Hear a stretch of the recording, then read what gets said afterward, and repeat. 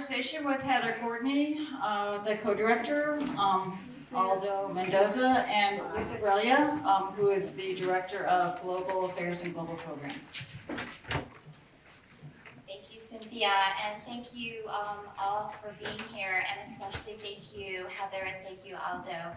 I think everybody probably needs this minute to reflect on the film we just finished watching. It was really incredible and really a powerful film, and thanks for bringing it to us. I think it's especially meaningful for our community, as I'm sure for a lot of the university communities that you bring the film to.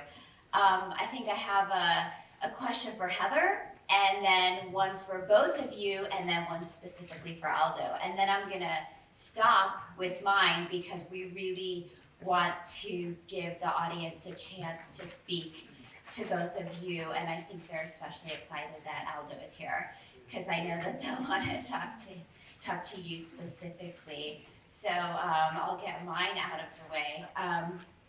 First, this is really for Heather. When I'm so moved by somebody's work, I always feel compelled to ask the question, how did you come to work on this project? And a question like that. But you know, this is really far from the very first amazing and difficult story that you told through film. The stories of young veterans that you've told in the film Where Soldiers Come From, the stories of migrant women in the Letters from the Other Side film that you made. You have a way of sort of getting into the story in a very subtle and comfortable way. So we don't feel like you're like in the way as the filmmaker, even though you're working with really powerful topics. Tell us a little bit about how you find your subjects, especially in this case, how this collaboration came about. Yeah, well, thank you. Also, I just wanted to say thanks to the film and media studies and film and video studies. I'm probably going to get all of this wrong. And the Mason Dreamers and the Honors College, and I know I'm going to forget, and LEAD, and a bunch of other ones. So I feel bad because I know I'm not going to get everybody, but thanks to all of those groups for sponsoring this great event. It's been really great. And also to President Cabrera for the amazing introduction, and for we got to spend time with him before and talk with him too. So, but yes, but back to your question. Yes. Well, I mean, in terms of this particular film, so I collaborated with Enianzi Prado, so we were equal collaborators, co-directors, producers on the film. And we actually met each other back in 2003 when we were working on a project about immigrants. Actually, it was called Immigrant Workers Freedom Ride, and we both were hired to film on that project, taking a bus from Los Angeles to New York with immigrant workers and other workers. It kind of modeled after the freedom rides from the civil rights era. So we met then, and then we just stayed in touch. And 10 years later, we were both kind of interested in the topic of DACA students and dreamers, but we wanted to tell a different story than what we kind of seen in the media of the 4.0 Harvard graduate kind of dreamer story. We wanted to tell a more universal story of dreamers, and not just the poster child story. So we started to look around for different ideas, and then we met somebody, or actually she actually met somebody who knew about Freedom University in Georgia, and that person then connected us to Freedom University in Georgia, and we went down there and for a research trip, and we met, that very first day we were there, we met Alejandro, Cheesecake, we met Silvia that trip, and we weren't even planning on filming, but we wound up filming a lot those first 3-4 days we were there, and after that we knew that we wanted to keep pursuing it because it was, the people we met were so amazing, the students we met, and the next trip we met Aldo. And so we just kept going from there, and that was November 2013. And so yeah, that's usually I mean, stories can come from anywhere, ideas come from anywhere, but I think in terms of the approach that Annie and I took on this film, it's very similar to the approach I've taken on all my films in that, we try to let the story come to us. We try to be, more observational and fly on the wall and following a story over time and people's lives over time and using personal stories to tackle bigger issues. So, this is about a bigger issue, but we tell it through personal stories because, we feel like that is going to have a much bigger effect on people than something that's just about the issues. And yeah. From both of your perspectives, and I don't know if you have a different perspective on this, where is the line between, I guess it's the line between art and activism. So where does the documentary end and real life begin? If you, Aldo seemed to have a reaction to that. So I'll let, maybe you want to take a first stab at that one.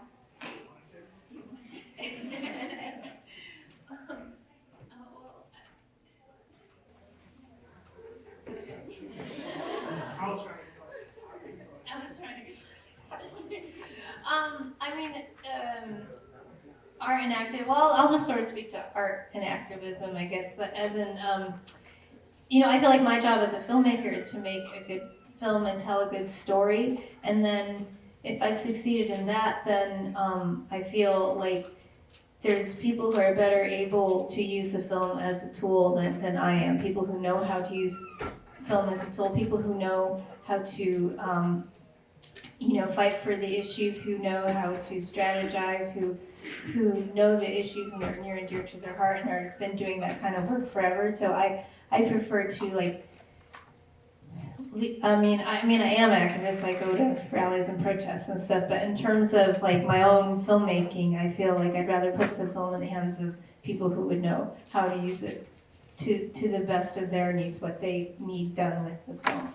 So, okay. And I hope that, and while we're making the film, our purpose is not necessarily to be advocates, although in the case of this film, I think we kind of were, but the purpose is, again, just to tell a good story, and you don't want to be necessarily influenced by thinking about how it can be used as a tool. You want to just focus on the story, but anyway. To me, there isn't much of a line between what's documentary and what's activism, because again, you use this as a tool, and this is in a way of activism as telling your story. That's one of the first things when I started, being an activist for undocumented rights was to tell my story, to tell the world that was undocumented, and what not better way than through a film that every audience can see, hopefully one day might be on national television. And I personally not scared about telling my migration status because I've already done it in the past, and like the president said, at the age of 14, I was already out there doing activism. So if not then, why would I be scared now? So again, it's a great tool. I'm pretty sure you guys, some of y'all are was it documented? Undocumented with DACA, or know someone who is undocumented or is DACA, or in fact you might never come across, but you've heard of the word, but you never put a face to that individual. And this film puts a face to the individual, to the word, to the person that's hiding in the shadows, or like my case, out in the light, screaming it out to the world. But but yeah, it's a great tool, and to me there isn't much of a black and white line, but more like a gray. And I wanted to talk to you about, specifically Aldo, about the journey for you, because I think this will relate to a lot of people here, about going from being afraid to being unafraid. And how do you know when you're unafraid? How do you know when you get there? Like Cheesecake in the film said, we were doing activism before we actually really cared about it. So at first, yeah, you're very nervous, but someone has to be the first one to do it. If not me, who else? If no one's willing to step up to the plate.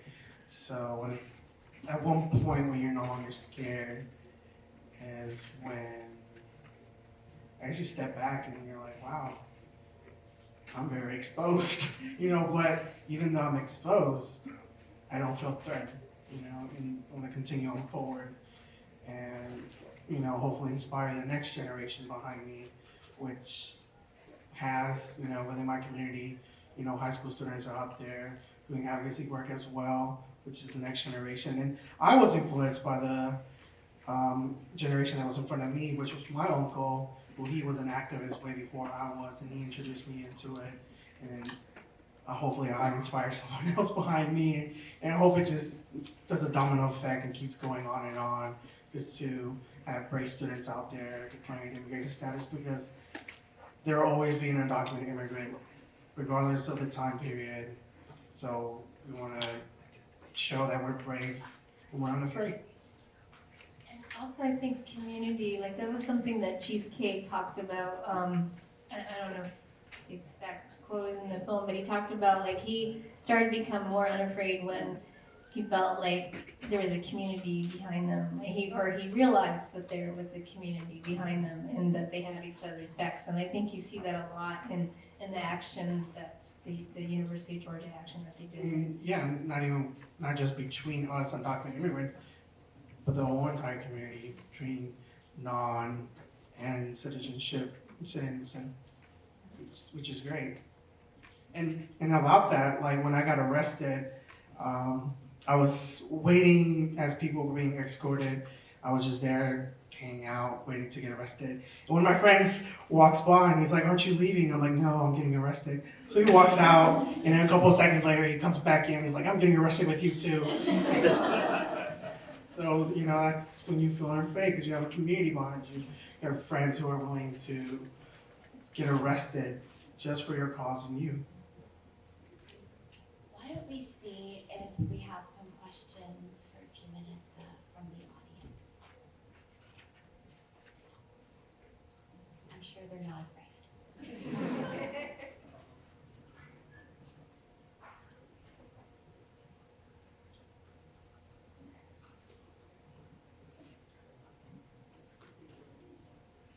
Hi Aldo, this is not a issue question, but I'm dying to know how you are doing and how's your dad? My dad's doing better. Within North Carolina, they have a better. Oh yeah. You guys, I moved to North Carolina. I only live in Georgia. I do miss Georgia, and so my girlfriend still lives there, and the Mexican groceries are way better in Georgia. So sometimes my parents send me errands just to go get groceries, and I see friends and my girlfriend. So I still go to Georgia at least twice a month or once a month, as much as I can, and I do miss it. But in North Carolina, my dad's able to access emergency Medicare rather than emergency Medicaid, where in Georgia, every time his kidneys will fail, he had to go to a hospital, and they'll check his potassium levels. If they weren't high enough, then they wouldn't give him dialysis. Even though he might be retaining liquids, at one point he spent about 2 weeks without getting dialyzed because his potassium levels weren't high enough for them in the state to dialyze him. But in North Carolina, he has a schedule. He goes in Tuesdays, Thursdays, Saturdays, regardless of his weight or potassium level, and he still gets dialyzed, which I like. We're still in the process, bureaucracy, slow grinding wheels, but hopefully we'll get there and we get approved. But for now, he's doing well, and I'm doing well as well. I've been working for Aldo, it's only natural, but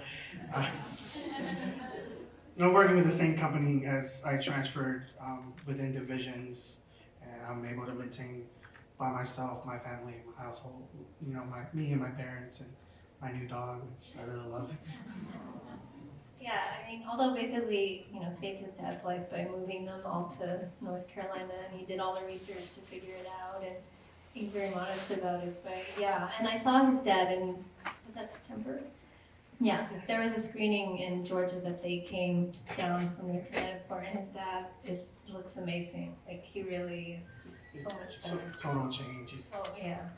He's like 150 now. Yeah. He's really skinny. Gained his weight. Well, no, because he was really heavy at that point. Because you're retaining liquids, so you get heavy and get bloated up. But so far, yeah, it's been pretty well and very nice. And our dog keeps us entertained a lot. So since we don't have any friends or any close family members, because all of our friends and family are back in Georgia, so we have to rely on each other.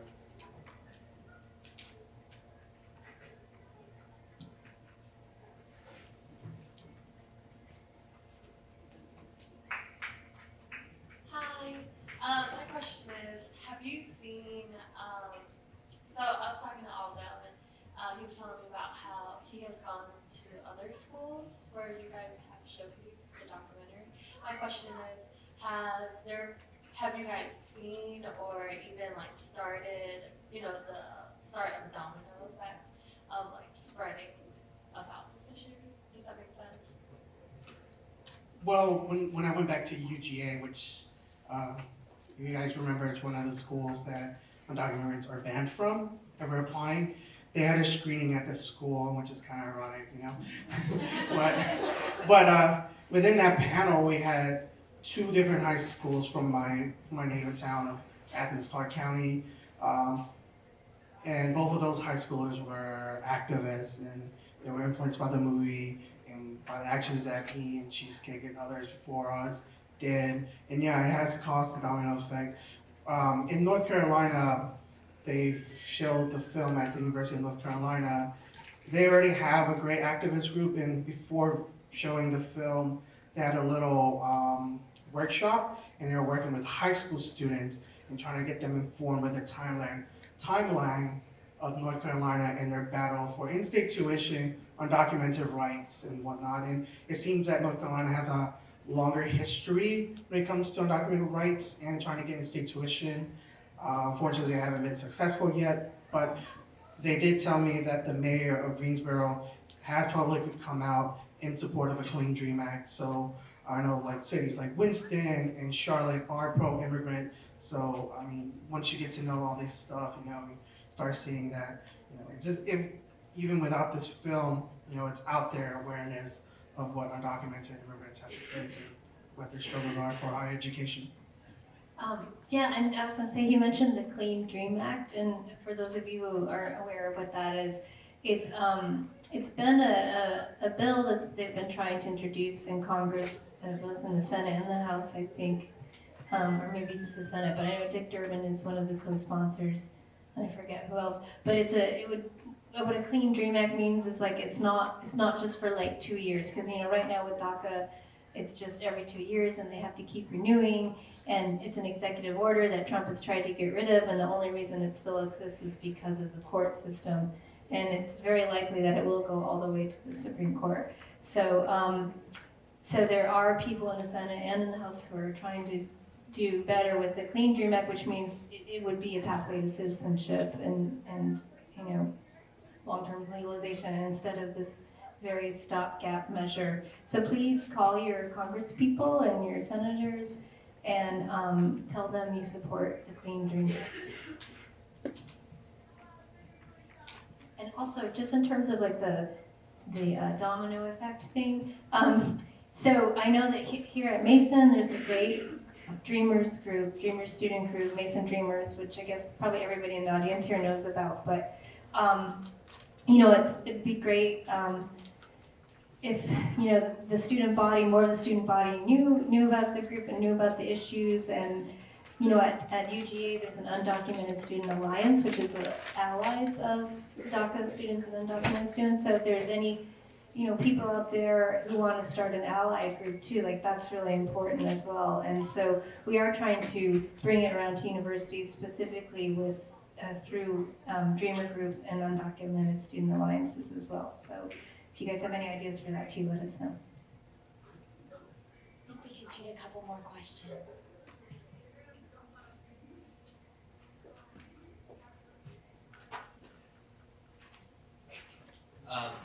so this is a question for Heather. So I was just curious about how was the editing process for this film, and like if there was like any moment that you were really proud of for capturing like the reality of the situation through a specific editing choice. I know it's a two-parter, so I'm kind of cheating. Well, the editing process was, a very long process because, Anionci and I filmed probably close to 600 hours of footage. I mean, I don't know, we don't really know for sure, but it was hundreds and hundreds of hours of footage over the course of 4 years. So, we spent about 6 months with an editor just going through everything and pulling selects and editing like rough scenes for some of the good stuff. And at the end of that, we had like a 5-hour assembly. And then, and along the way, like, in fact, we had been filming with 5 people. And, through the editing process, it became 3 people. So that already cuts out a lot of footage right there. So, and there's certain scenes, that you're not going to use because for whatever reason, it just doesn't, it was like turned into a nothing burger or whatever. So the shoot did. But we always knew we were going to keep Aldo though.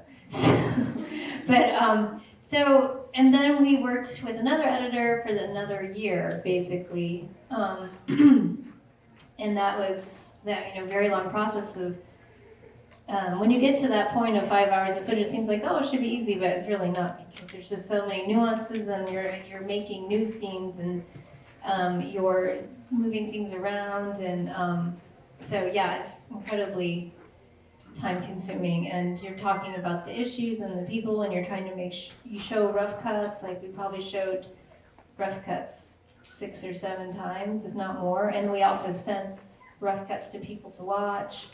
So, but I guess the proudest moment in the editing process was when we showed the rough cut to Aldo and Cheesecake and Silvia and their families, and they, gave us the thumbs up for the most part. So that, to me, is what's most important, yeah.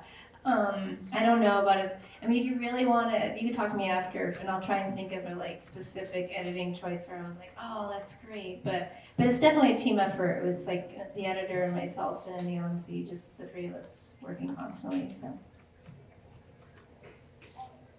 Actually, if you could come right here.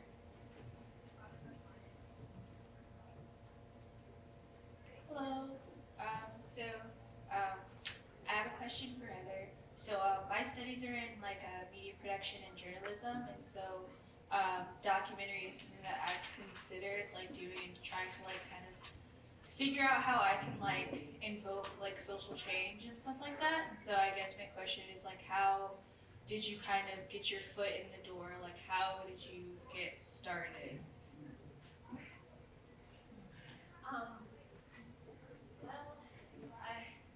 That's complicated.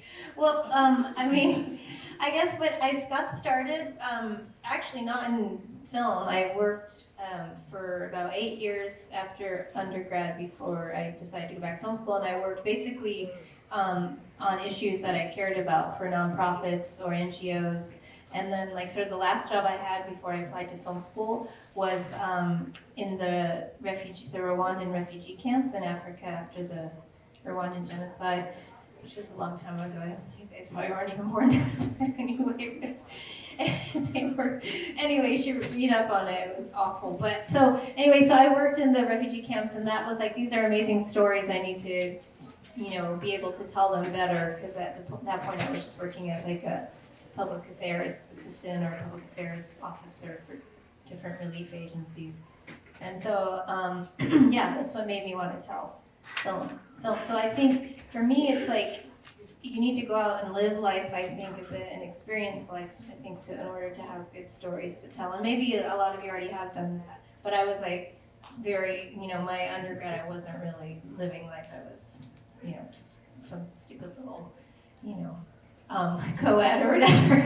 So anyway, so I say live life and experience life, and then make films. But and then I wound up doing a thesis film when I was in film school that was about undocumented immigrants, day laborers in particular, and in the same city where I was going to school. So, again, I think like going to look for stories in your own backyard where you can be there and just be there a lot. You don't have to go to Africa. You don't have to move to Georgia or whatever. You can, like, in your own backyard, in your own communities, there's lots and lots of stories. And so I would say start there.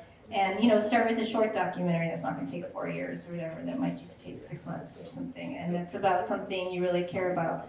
And I say, start there, and then just from that, one thing leads to another, and you just sort of keep building on it. But if you want, I can give you my email, and we can discuss more in detail. See me after. Can we do 2 more questions? So, I think you had your hand up before, and here. Hello, my question is for Heather. I am curious to know more about your co-director, Anyansi Prado, I believe, and the nature of your collaboration with her. Yeah, well, it was equal, 50-50 collaboration, co-directors and producers. And like I said, we've known each other quite a while. We just never really worked, we only worked once before, and it was a long time ago. So, the collaboration was sometimes we would go together and shoot, and sometimes I would just go, and sometimes she would just go, and usually it was never more than that. Like, we didn't really have a big crew. It was usually just either me and the camera, or her and the camera, or the 2 of us, and one of us operating the camera, and we'd put a wireless live blob on somebody, whoever we were filming, and have a shotgun mic on the camera. That was basically it. And through the editing process, it was just a lot of discussions and, getting to an agreement on what we wanted. And, yeah. It was just sort of very organic, But it was very helpful to have both of us because we each had different perspectives. She's a Latina and an immigrant. And we both had made films about immigration before the 2 of us had. And we both were, very much on the same page about the kind of film we wanted to make. And we both were very passionate about the issues. And I just think our 2 perspectives, especially in the editing process, were really great because she could see nuances that I couldn't see as, a white girl or whatever. And like, I could sort of think about like, oh, my uncle in, small town Michigan, like I'm wondering like how could he be affected by this film? How could I get, and he doesn't really know anything about immigrants. So it was very interesting to have both of our perspectives. So I think it worked really well, and we were a good team. I think we're going to take one more question. Going back to some of the editing questions, I don't know a lot myself about the technical parts, but I can say like the one scene that I couldn't do without in the film was Aldo and his dad. After you made the phone call and then you were kind of fooling around, like teasing him, that scene was, I thought, so perfect and just really touched me a lot. And I don't know if other people agree, but I was just thinking of the scenes in the film that I absolutely couldn't do without, because that scene really just, it will be one that I remember, definitely. It's one of my favorites too. Yeah. Hi, so just to follow, I had to keep myself together because I was just like, but my question just is for the both of you. Ever since the Trump's presidency, within my personal community, I've seen both a kind of like I wouldn't say a civil war, I think that's too extreme, but just a different mixture of what exactly America really has come to, and the different diversity of beliefs and stuff like that. And I know it can be very intimidating for young activists, young advocates to go, protest, to speak up for, other kind of lives outside their own. So I was just wondering, how exactly would you advise to just stay strong in this kind of community in which different people you wouldn't expect are constantly trying to drown your voice out or silence you? Like, in what ways do you still speak to your communities and make sure that the people's struggles are still being heard? I mean, through this film, it's a great medium. I mean, that's honestly I would say, because if you've seen the film, even though Trump got elected, it didn't stop us from being us, you know? It didn't stop us from going out there and protesting and pushing to not silence our voice. I mean, I just say continue on, you know, don't let this be a deterrent, but just be careful. Because, you know, now that, you know, under the Trump administration, hate crimes have risen, but again, you know, I'd rather have racism exposed out in public rather than in the dark, you know. That way we can actually expose those individuals for who they really are, not you know, when, you know, they see you with a thong now and behind the back, you know, they're talking and being racist around you. So just stay strong and stay positive. I mean, we only got, what, one more year? So it's almost over. The hurricane's like almost over. We're hoping it doesn't come around, you know, 2020 elections are coming here. Well, so, well, 2 years ish. We're over the hump. We're over Wednesday, and Friday is like right around the corner, and then we got the weekend, so we're gonna party. But yeah, this administration is almost over, so I mean, just keep positive. Well, also somebody asked a similar question and at another screening, I think the one in New York that we had, and you said like vote, you know. Yeah, vote, definitely. And a lot of y'all are voting age now, unlike in 2016. So go out and vote. You know, And please Virginia's go vote. important state, yeah. Do you have any suggestions? Well, I Stay mean, positive.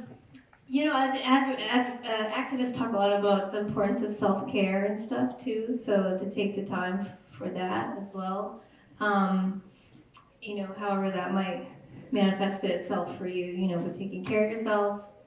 Yeah, because it's very exhausting sometimes. So sometimes it's okay to take a moment to regroup yourself. You know, think about it. Take a moment to rest, and then go back out because it is very stressful and pull your hair out, and you know, especially with these contradictive policies. I know in Georgia, they banned us from attending schools, but then they complain about not having enough seats, or they're trying to, like in Georgia, they try to meet a certain goal for us. I think they want to meet about 35 or 50K new jobs within like the next 10 years or so, but yet you're over here denying, you know, the right for higher education to students who could potentially meet your goal. So it's very difficult.